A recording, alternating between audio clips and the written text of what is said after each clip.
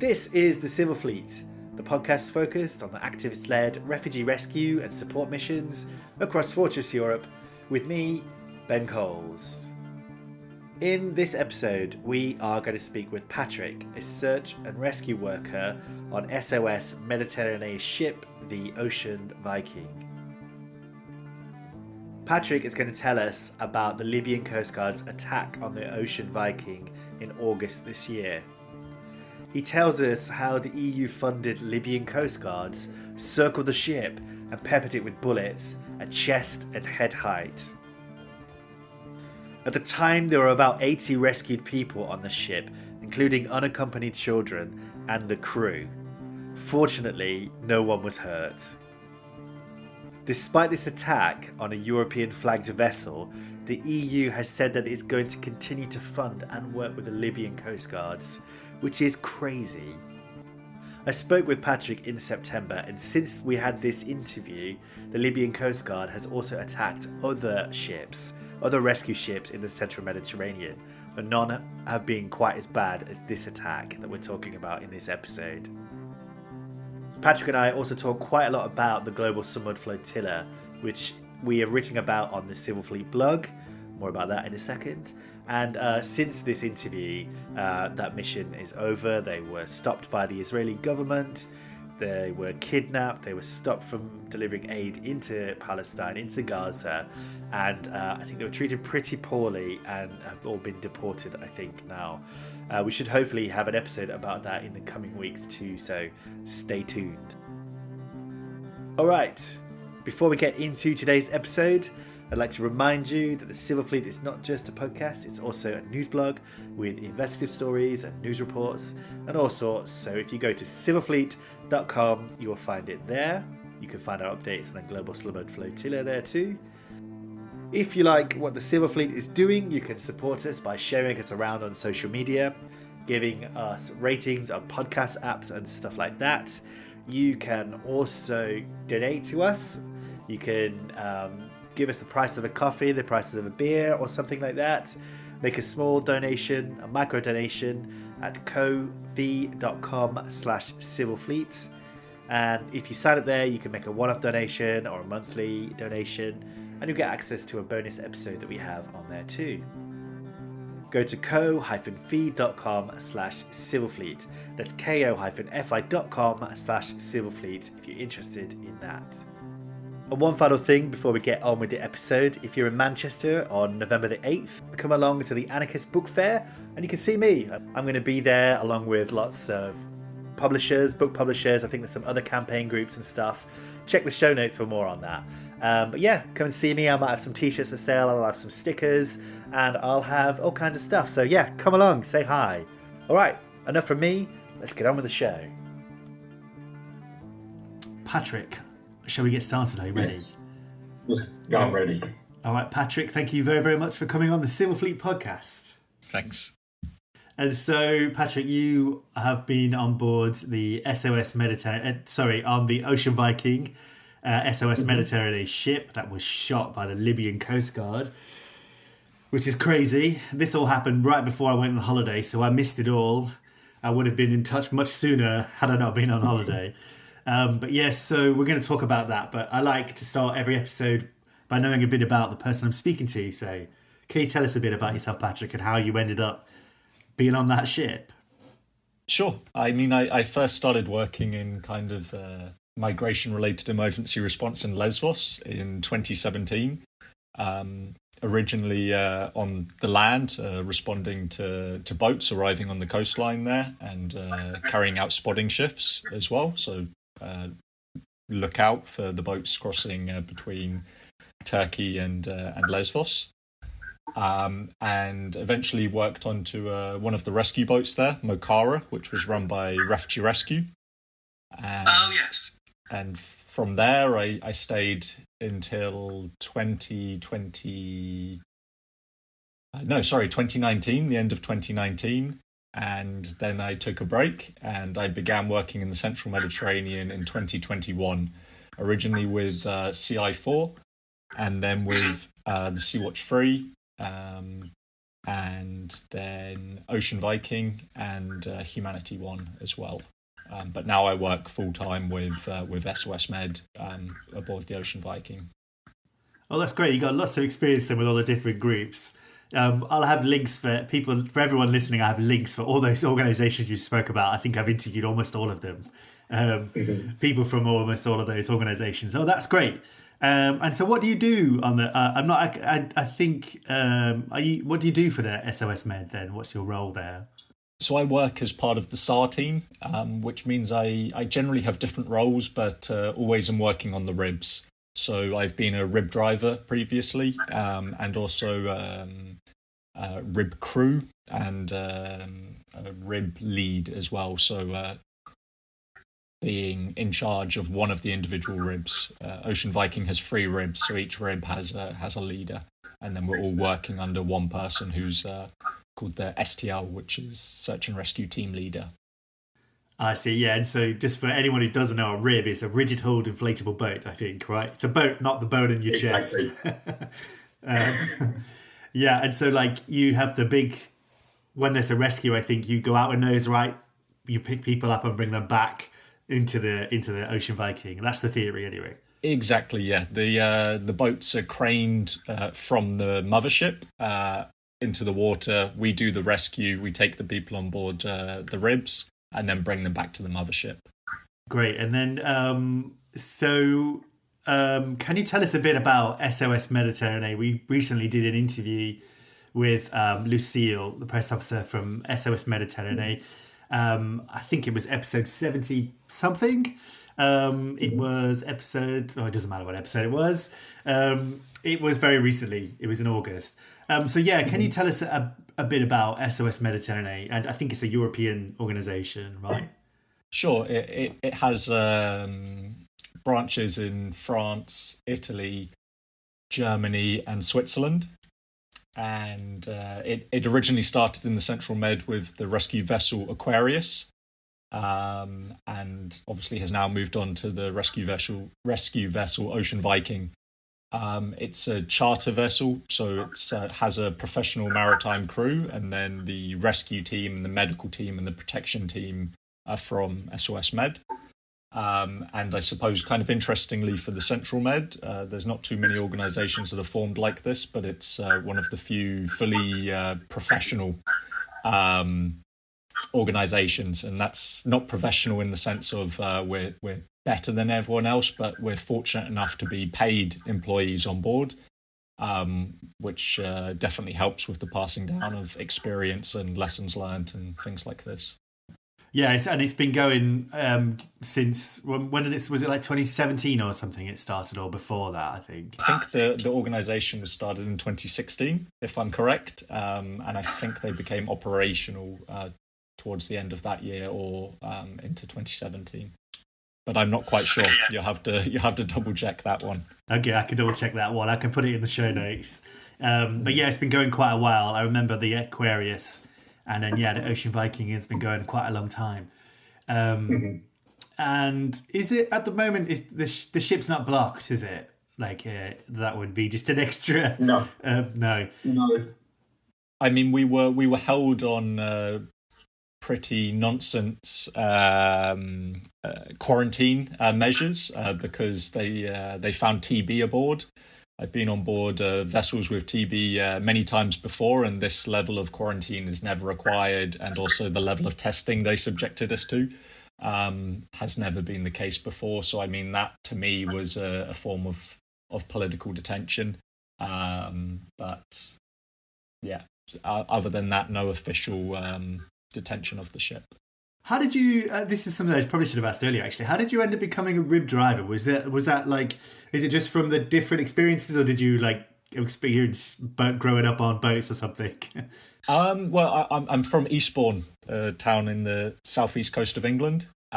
So I was somewhat familiar with being on boats and being near the sea. But in terms of actually learning to drive one and working in search and rescue specifically, it's all stuff I've learned within the field, within the humanitarian rescue sphere. Okay, yeah, so that's cool. I think that must be quite thrilling and also quite scary thing to do. Like when you're going out, I don't know, is your like heart pounding as you're going out to rescues, or are you just like in the zone? No, I mean, obviously, there's a high level of focus. For me, I've been doing it for quite a while now, and generally, um, it feels routine and like any other job, I suppose. Because I suppose when you get, and also when you get to the people, because I can be in. Sometimes people are in the water. I think right. There could be on a wooden boat, and it could be in any. The situation is can always be quite different and dangerous, right? I don't know. I always think it's amazing how you. I suppose if you do it all the time, you get used to it, though, right? Yeah, and it's probably specific to my personality, and probably many of my colleagues as well. Actually, in that, in the actual moment itself, you're completely focused on problem solving. What is the problem that's in front of us, and how do we solve it? So, the emotive element doesn't quite come into it until afterwards. So, yeah, I can't say in the moment I really experience fear or even worry. It's generally quite like for me anyways, a robotic process, which sounds quite cold, but it's unfortunately a good way to work in the situations that happen in the Central Med. Yeah, absolutely. I suppose you can't be like panicking as you get in there, right? You need to, because people that you're going to be dealing with are going to be, could be in a panic situation, right? Exactly, and they can see our panic. If we start panicking, we kind of have to put it into the same thought process for us here in the Western world, where if a paramedic rocked up after you had been in an accident and started panicking, you would not be feeling particularly reassured or calm in that moment. So yeah, we have to kind of show people how we want them to feel. And then you said it kind of hits you afterwards. Like, is that like a?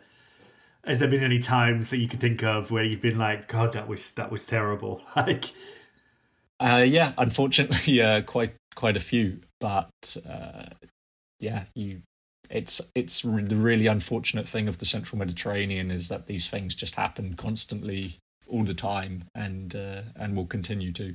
So you just kind of keep on with the work. Yeah. And the thing is, I think some people don't grasp is that people are crossing when the ships aren't there, right? Like, and then this Exactly. And people either make it across or they sink, and we don't hear about it. If they sink, obviously we don't hear about it. But if they make it, then maybe we will. Yeah, that's crazy. So let's move on to what happened in August. I think it was August. Sure. Maybe you could talk us through the mission before you, like what was happening before you got shot by the Libyan Coastguard. Sure. So we were on our third patrol. Our times on the ship are broken up by rotations. A rotation is when the crew arrives and then when we leave. For SOS, they're generally about 7 weeks in length. And then the rotation is broken up by patrols. So a patrol is being in the SAR zone, carrying out rescue, and then returning to a place of safety in Italy. And that counts as one patrol. So we were on our third patrol. Our first two patrols had been quite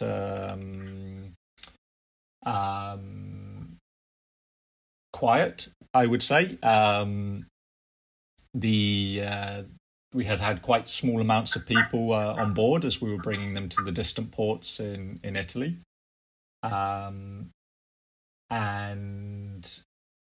the third patrol was seeming a bit busier. We had done 2 rescues previously, and we were heading towards our third rescue when the Libyan Coastguard arrived on scene to us. And obviously now, like it used to be the case before the Pandy DOC decree, that you didn't need to keep going in and out of the sea, right? You would be out there longer, pick up more rescues, and then go back. And now, like, isn't it after a single rescue you have to go straight back to Italy? So technically, yes. After a single rescue, you're required to, or you're given immediately a place of safety, and you have to proceed there immediately. You can get delays, or you can request delays to your arrival in the port if you have information about a distress case. So this is really the work of our SARCO, which is a search and rescue coordinator. They're on the bridge of the ship, essentially like the brain of the ship. And when they get information about a distress case, they communicate with authorities and try and get this delay. So that's what had happened in this case. Was we had these 2 rescues previously, but the Italian authorities had agreed to allow us to deviate our course to attend this next distress case. So how many people had you picked up in those other 2? It will have to be off the top of my head, but around 80 something, I believe. Yeah, that's 84. It seems to be in my mind, but I could be wrong on that. Yeah, and then so you started heading towards the Libyan search and rescue zone. We were already in the Libyan search and rescue zone. I see. I was the Mediterranean's kind of the central Mediterranean split up into 4 zones, right? You got the Libyan, the Tunisian, the Maltese, and the Italian. So the Libyan is quite south, obviously near Libya. So what happened? Tell us about what happened there. Well, I was actually resting, so I was in my cabin, which is in a place on the ship called the Blue Container. Essentially, because our vessel is designed for smaller crews. Generally, it's used for oil standby and supply.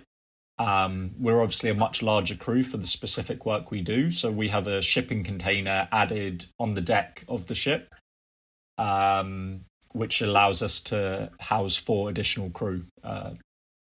So I was in Blue Container, resting on my bunk. I wasn't asleep, but just kind of laying down, preparing for the next rescue. And then I can't quite remember whether I heard it over the radio first or if I heard the gunshots first, but the security level increased. We have security levels on board that indicate what action we need to take. And it escalated to security level 2, which basically means there's active firing, and all crew need to go inside the ship. Obviously, because we were out on the deck, we couldn't go inside the ship because it would mean we'd have to leave this shipping container and cross the open deck to get inside. So we were sheltering in place there when the fire started. I don't know if you've seen the video of the Coast Guard vessel coming by firing. So this was from this video was from our point of view. So this is what we could see from the window. I was with my colleague AJ, and we had put his phone into the window so we could lie on the floor while still being able to look outside. And as I said, the first shots came in quite individual, kind of like a pop, pop, pop, pop, and then eventually escalated to more machine gun fire, like really like,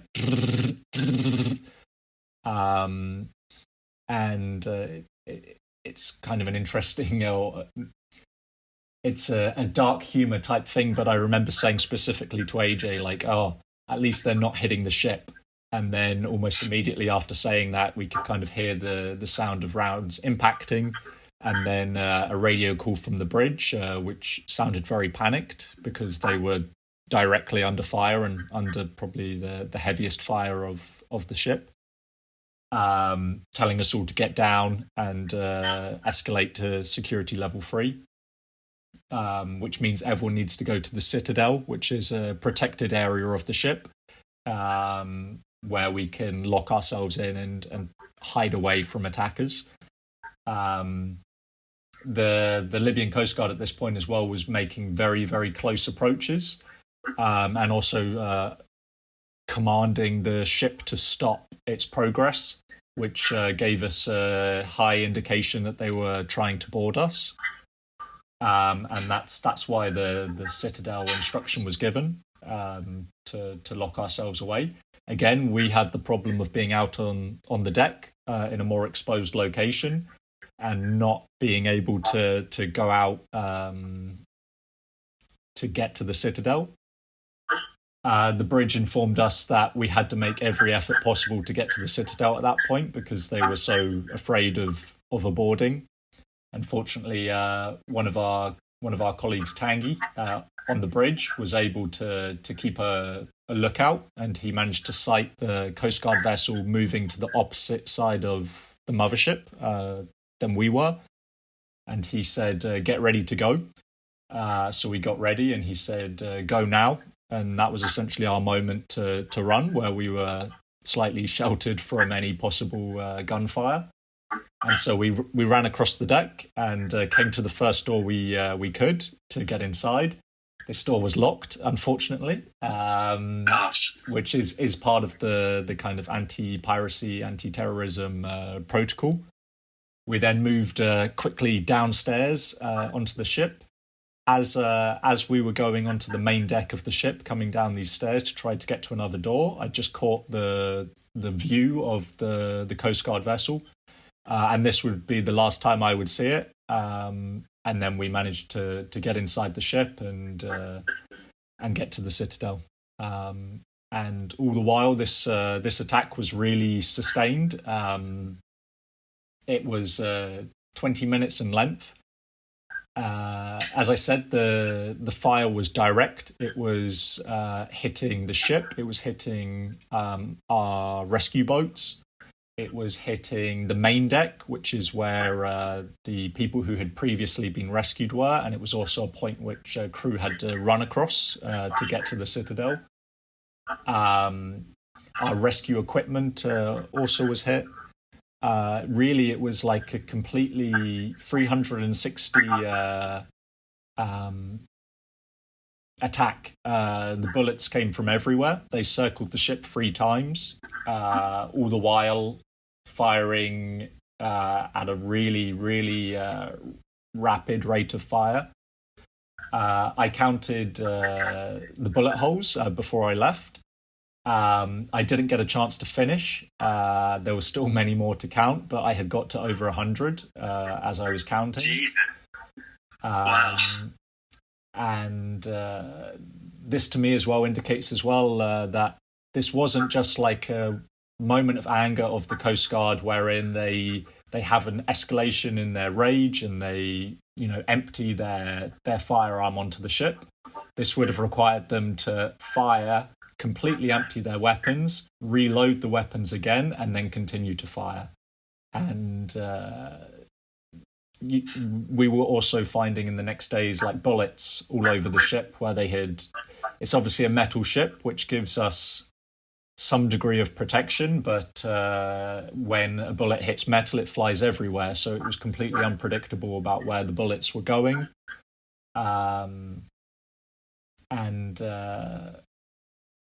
yeah, just an obviously really unsafe action. Eventually they left, as I said, and we were able to come out and assess the damage. And they had obviously specifically targeted our rescue equipment, as I said. The ribs had, one of them had been hit in the hull. All of them had been hit in the hull. One of them had been hit in the tubes, the inflatable tubes on the outside, completely destroying them. It tells you the power of these rounds as well, that one of the ribs had one bullet go through one side of the tube, out the other, into a bag of flotation. So it's like a big ton bag of foam, essentially, all the way through this, out that end, into the other tube, into the hull of the ship, and left a mark on the inside of the ship. And that's one bullet.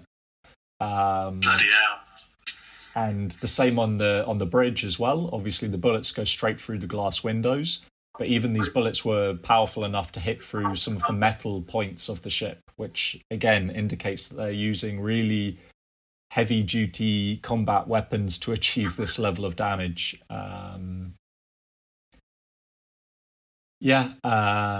that was kind of the attack in the first 10 minutes afterwards. Yeah. How long was the attack going on for, do you think? Like, they circled the ship 3 times. It must have been a while. It was 20 minutes of the sustained attack on the ship. Bloody hell. I can't imagine that. It's like, I feel like we're talking, it's like you've been raided by pirates or something. It's like, exactly, they're crazy, absolutely crazy. I mean, we obviously work with many people on board who have worked in combat zones. There's a big crossover in search and rescue humanitarian work, and obviously humanitarians who are working in combat zones. And those people said it felt so peculiar for them because they expect it in these war zone areas, and they really didn't feel like they should expect it here in a rescue boat that's completely unarmed and only has good intentions, operates completely within the realms of the law, and was also in international waters. So it's we're not even in an area where the Libyan authorities have any legal jurisdiction over where we sail or how we sail. And it's like, I know that the other ships have been shot at before, but normally they shoot in the water. I don't know if the Ocean Viking's been shot at. I can't remember now, but I've definitely it has, right? Yeah. And I've interviewed other people on the podcast who've been on ships that have been fired at, but it's usually the Libyan Coastguards shooting in the water at the people trying to escape. This is the first time that I can think of where they've been sustained like shooting, and it seems to me that they were clearly, I don't know, like targeting the rescue thing, so you couldn't carry out any more rescues, and it just seems completely crazy. I can't quite tell if it was a targeted attack or like an insane, like, oh, let's just shoot and scare them. What do you think? No. So as you've said, there have been many instances where they fire their weapons in the air, in the water. This, I think you could say, is a fear tactic. The attack that occurred on the Ocean Viking this time round was well beyond a fear tactic. These were bullets hitting areas where people are. The bridge has multiple crew members on it. It was absolutely riddled with bullets. The windows completely caved in, the walls completely caved in, and these bullets are entering at head and chest height. If the crew didn't immediately get down onto the floor, they would have been hit.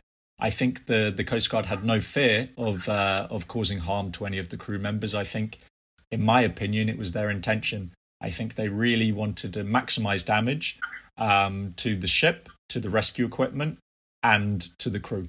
That's my viewpoint.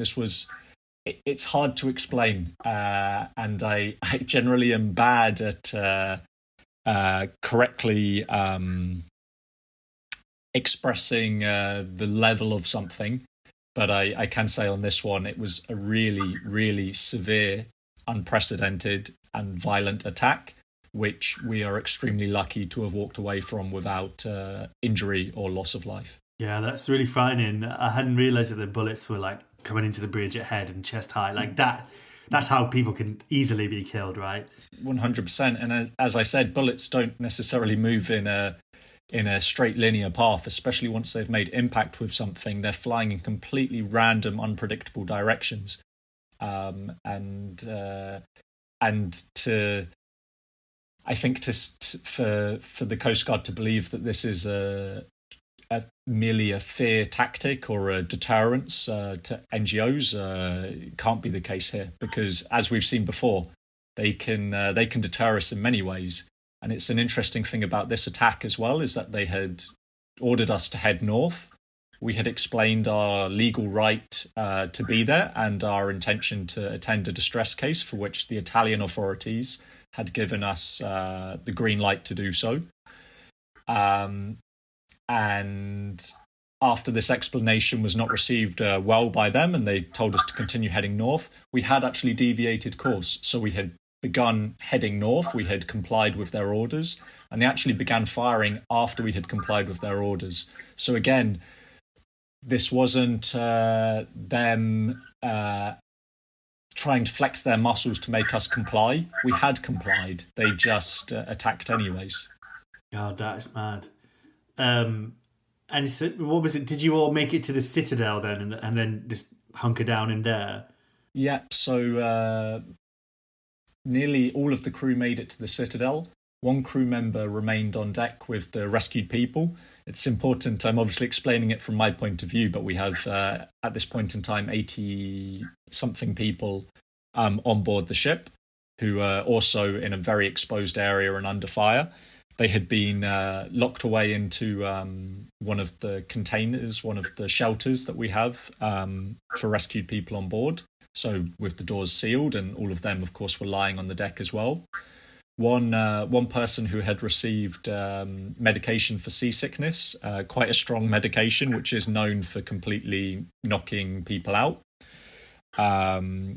was out on the deck asleep. Somehow this man managed to sleep through this whole gunfire incident, but on the deck where he was, around where he was asleep, there were bullet impacts. So again, this was an attack against, a seafaring crew and a European flagged vessel.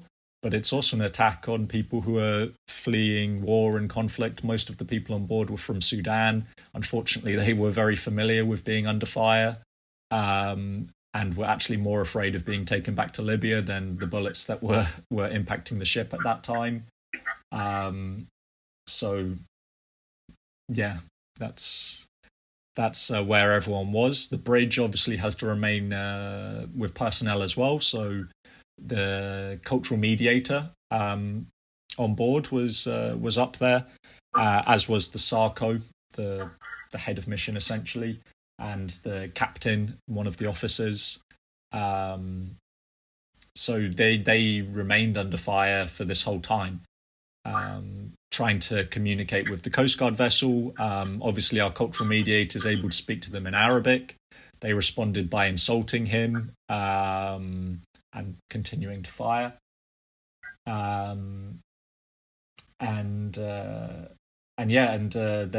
was communication made with authorities. There's recordings released of the bridge communications that were made. In these recordings, you can hear the active gunfire while we're speaking directly to Italian authorities. NATO was contacted. They directed us to the nearest maritime asset that could support in an incident like this, which was an Italian warship. We contacted the Italian warship, and they did not respond at all. They ignored all calls. So again, this is a European flagged vessel under a sustained gun attack, requesting help and receiving no help at all, and actually being ignored in the process of this attack. Yeah, it's quite a scary precedent. That's happening here. I'm sure you're aware of the global Samud flotilla that's trying to get to Gaza. Very different circumstances, but they're also European flagged vessels that are being attacked by unknown drones. It's really scary that this is happening. I think it just shows that international law is just, I don't know. Sometimes I feel like it's not worth the paper it's written on. It just feels that's really scary. And when you were, you said earlier that when you're going out of the ribs, you got this calm sort of focused mind. How did you feel? I don't know. I've never been in a situation like that. Were you just sort of focused on, I've got to get across the deck, get in and get to the Citadel, and then it hit you later, I imagine? Is that how it happened? Yeah, for me as well. As I said, I was with my colleague AJ, and people deal with stress in different ways. We actually were quite keeping our spirits high, and kind of cracking jokes as well in that moment, which sounds really inappropriate, but this is how some people react with stress. But we were also incredibly focused. We were talking with each other. We knew what our next steps would be. It's important as well. It's a very small cabin, so me and AJ were just lying on the floor together.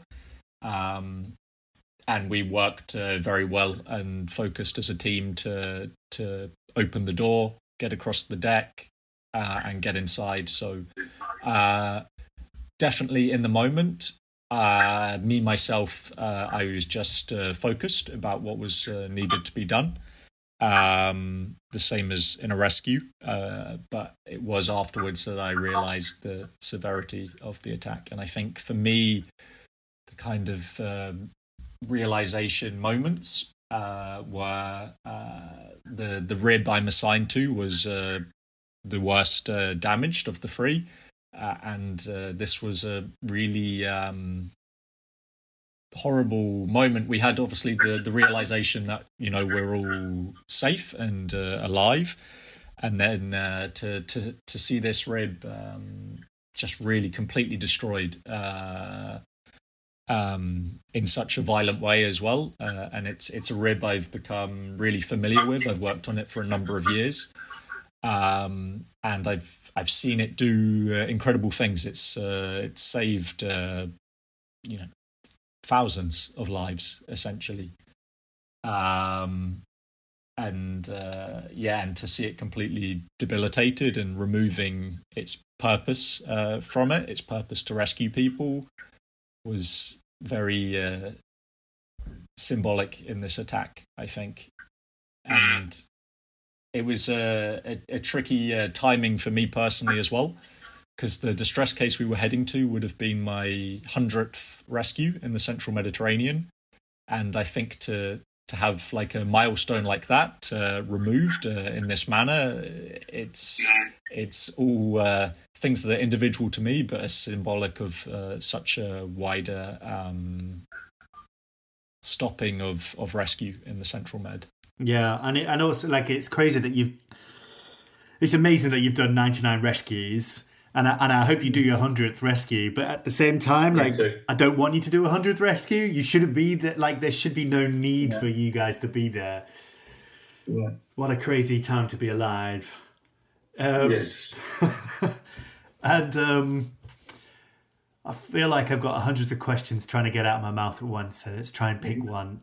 So when you were going, whilst they're shooting, like, was the ship still heading north away? And like, I don't know, do you just leave the ship to keep going, heading while you're all in the citadel? Like, there's no one sat there still steering the ship? Yeah, so the ship is steered from the bridge, and a certain amount of crew remained on the bridge during this attack. So the ship was heading north at full speed. It's actually one of the things I really remember is the engines were accelerating so quickly that the exhausts were blowing out like thick black soot. And so when we came out on the deck after the attack, the whole deck was like covered in black. So yeah, we were maintaining as high a speed as possible, heading north, trying to escape. As I said, they were doing very close maneuvers and commanding us to stop. As I said, we complied with the order to head north before the attack even started. But at that point, once the attack had began, you can't comply with the order to stop, because we know what that means. And we have to, at that point, do everything possible to make sure they don't get aboard our ship. It's quite shocking that the Italian ship didn't respond. Like, that's awful. I know that a lot of, particularly for the people on the move, like, they often get ignored as they're crossing from like big container ships and stuff. But and I know that Malta never responds to the civilian fleets. So yeah, that is pretty shocking to me. What flag does the Ocean Viking fly under? It's a Norwegian flag. And has Norway? What do you know? What their reaction to this has been? Me personally, I don't know their reaction. No. I'd like to look into that, because I know one of the Global Samud Flotilla ships that's been attacked. It's flying under the UK flag, and I tried to get comment from the Department of Transport and Foreign Office about that, but they just ignore me. But They probably got bigger things to deal with, but I thought that was pretty shocking. Like, they don't seem to care. Anyway, that's slightly different. And then, so what happened? Do you know what happened to that distress case? The one that you were trying to get to? What happened to them? I don't, but I would say it's extremely likely they were intercepted and returned to Libya. Yeah, that's terrible. Either intercepted or they sank, I suppose. Like that. You can never know, but I would think due to the Coast Guard presence, I would assume that they would have been intercepted. But as I said, that's an assumption. Yeah. So what happened after the shooting incident? Then you kept going north. Kept going north. The authorities still gave us our distant port, which I struggle to remember now. I think it was Marina di Carrara. Where in Italy is that? Oh, far north on the west side of Italy. That really, it's just like, I always put this into UK context. Like, it's like rescuing someone from the Isle of Wight and then being sent all the way up to the Shetlands. It's probably further than that. It's just so, and after you've been under that stressful situation as well, that is unbelievable. But our captain declared essentially an emergency, which was on account of obviously how the crew had been subjected to an attack, but also because the ship itself was badly damaged. Another part of the ship which was heavily targeted was our navigation and communication equipment. So a lot of our radar had been struck by bullets. So navigation, we weren't at full capacity for our navigation potential or capacities. So then we were heading towards Siracusa, and Siracusa was then changed by the authorities to Augusta. And is that close? That's in Sicily, on the east side of Sicily. Ah, okay. Yeah, I'm glad they didn't make it go all the way up to the north. That would be just unreal. Absolutely unreal. Yeah. I mean, it also, as I said, due to the condition of the ship, it just wouldn't have really been possible. What happened to the rescued people then? Were they disembarked at Augusta? Yeah, they were disembarked. Probably somewhat symbolically, they gave us a very hidden away mooring in Augusta in front of a trash heap. And so this was people's first views of Europe as they arrived, was a big heap of garbage. And then they, due to the TB, they were also quarantined, but in a tent in the port, which we heard they did have access to the Red Cross there, air conditioning, and also internet, so they can contact their families and things like this. So that was the next steps for them. And so I saw a news report yesterday that I know that SOS Mediterranee and I think 3 other organisations wrote a letter calling on the EU to stop continuing to fund the Libyan Coastguard. But I read a story yesterday, which I'll link to in this in the show notes, where the EU Commission said they're not going to stop funding it and they think they need to still continue to be involved. And I think I know a couple of other ships have had close calls with the Libyan Coast Guard the last couple of weeks. I can't remember off the top of my head who they were, but what do you know much of what's been going on? Has anyone doing anything about this? Has there been any outrage? What's been the reaction? It's. I mean, I'm kind of talking from the British point of view, and I was quite surprised and shocked how little care British authorities and British media had for this story, for this incident. Perhaps I'm being pessimistic, but I think nothing will change following this incident. The only thing that could change is that things could become more dangerous for NGOs. and I think the Coast Guard, the Libyan Coastguard, will recognise that they've really been given a green light to behave this way, and they feel emboldened to carry out attacks like this in the future. Yeah, I hope that behind the scenes that whoever shot at you has had some massive bollocking and been fired. And probably that's probably not happened, but you hope behind the scenes that something's going on. But it doesn't seem that way. Like from what we can see, right? I'm so shocked that in a way I shouldn't be.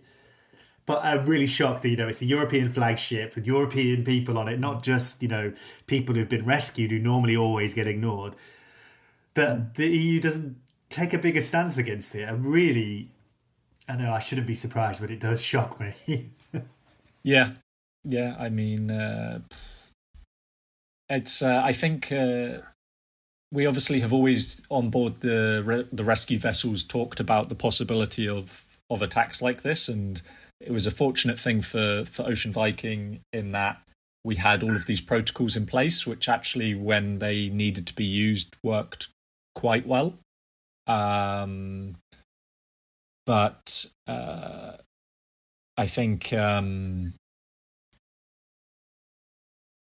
completely lost my train of thought there. But yeah, I do that all the time. I was thinking, just now, like it's not good that it's happened to you. Obviously, it was fucking awful. But if it was one of the smaller, but like the Louis Michel, which is quite a small ship, or the Nadir or something, the ones that are sailing ships that are not like like big ships like the Ocean Viking. I mean, it's all relative, isn't it? But like they were being shot at. I don't know what would happen. They'd probably sink. Like they just couldn't take fire like that. Yeah, I mean, you're right. I don't want me or my colleagues or the rescue people we had on board to be subjected to an attack like this. But if it had to happen to one of the civil fleet, then thankfully it was the Ocean Viking, because we do have areas of the ship, especially inside of the ship, where it is bulletproof. These smaller sailing vessels, or a vessel like Aurora, the fast rescue boat from Lampedusa, run by Sea-Watch. These vessels would have nowhere to hide from bullets, and they would be completely destroyed and shipwrecked, and the crew would be they'd have nowhere to hide. Did after they'd shot up all the ribs and stuff on your boat, did you have, like, if you'd come under trouble and had to evacuate the ship, did you have any lifeboats left or anything, or were they all destroyed? So we would have the fast rescue craft, which is like we don't use it for rescue, but it's like used as part of the ship when it's not in its search and rescue function that we have now. And we still had our life rafts as well. But definitely, you're right. If we had come across a distress case, for example, our ability to perform rescue was massively affected. And if we had to evacuate ourselves, our ability to do it quite as effectively would have been really affected as well. So I take it you've been home, after that rescue, you've been home for a bit. You've had a break from the sea. When are you going back, and how do you think it's going to be different? Well, I don't know when I'm going back. That will be dependent on the repairs of the ship, and also the discussions within SOS Med about what, if any, changes need to be made. I suppose from my personal viewpoint, I want to get back out there as soon as possible. I think, will this attack have an effect on our protocols or preparations? Yes, it will. But should it have an effect on us operating and performing rescue? No. I think we have to accept that we're just working in an area and within a situation that is becoming increasingly high risk. But me personally, I believe we have to accept this risk, The same, we're talking about the flotilla heading to Gaza. They're accepting that risk because it's the right thing to do. And me personally, I believe we should continue with that same mindset. We should accept the risk that is being presented in the central Mediterranean, because we can't leave people out there to die. And we have been, in this moment, this attack, subjected to something that the people on the move have been subjected to for years, and in much more aggressive and violent and life-ending ways. So if we get a fraction of that violence in the process of helping them, so be it. Yeah, I suppose in a way it's like a taster session of what many people on the move have experienced, right? But like the torture and stuff, the situation in Libya just sounds unbelievable. It's amazing that people have survived that. Pretty crazy. So I'm going to move towards the end of the podcast here, Patrick. I don't know, was there anything else you wanted to talk about before I ask my last questions? Anything about the rescue? No? Cool, that was really good. That was great. I sometimes feel bad when I get people on like yourself who have to tell me about some traumatic moment, and I want to probe and ask everything. But that was really great. That was great. No, I think I did. And I mean, I could keep going, but in the interest of time, we should move to the end of the podcast. So I always ask people at the end to tell me how they feel about the future. You can take it in any way you like, but I often feel quite bleak about the future. It feels like we're moving in a very fascistic, scary direction. But I don't know, hopefully you have some kind of hope. Don't feel under pressure to inject it with optimism if you haven't got any. No, I am optimistic. It's a cheesy line, but it's true that solidarity is bulletproof. And I think we just have to continue with the important work that's to be done. And even fights you think you will lose are still worth fighting. Yeah, couldn't agree more. Well, Patrick, that was a really great interview. I really, really enjoyed speaking with you. Maybe we'll speak again in the future, hopefully about something much nicer. I'm sad you couldn't. I'm not that. Maybe you're not that sad, but it's unfortunate you couldn't see my face. I like to at least people to see what I look like. That's okay. Don't worry. But yeah, that was a really great interview. Thank you very much. Yeah, thank you. All right, that was episode 80 of the Civil Fleet podcast. Thank you very, very much for listening, and thanks to Patrick and everyone at SOS Mediterranee for coming on the podcast and telling us about this horrific and crazy situation they found themselves in. So, at the end of the episode, I'd like to remind you to check out the blog. Go to civilfleet.com and you can find investigative stories on there, news reports and interviews and things like that. So that's civilfleet.com. Also, if you like what the Civil Fleet is doing, you can help support us to continue to platform these amazing people that we have on this podcast. I made 80 of these episodes and it's unbelievable. I've never made 80 of anything. Okay, what was I talking about? I was talking about the place where you can donate. You can go to ko-fi.com/civilfleet and you can make a small donation, a micro donation if you will, to the Civil Fleet podcast. The Civil Fleet's podcast costs are very, very low, but any help that you can give us will be greatly appreciated. It will help me keep the lights on, keep me producing this thing, and help me make another 80 episodes, I suppose. So yeah, if you want to help us out, you can do that. You can go to ko-fi.com/civilfleet. That's ko-fi.com/civilfleet. And yeah, like I said at the beginning of the episode, if you're in Manchester next month on November the 8th, I'm going to be at the Manchester Anarchist Book Fair. You can come along, you can say hi to me, you can buy a t-shirt from me if you like. I might have some badges, I'll definitely have some stickers, and yeah, it'll be good to meet people. So yeah, I will see you there. Great. And I've got another episode in the can. I hopefully have another one as well that I'm working on, and it's all going good. I'll see you soon. Cheers. Bye-bye.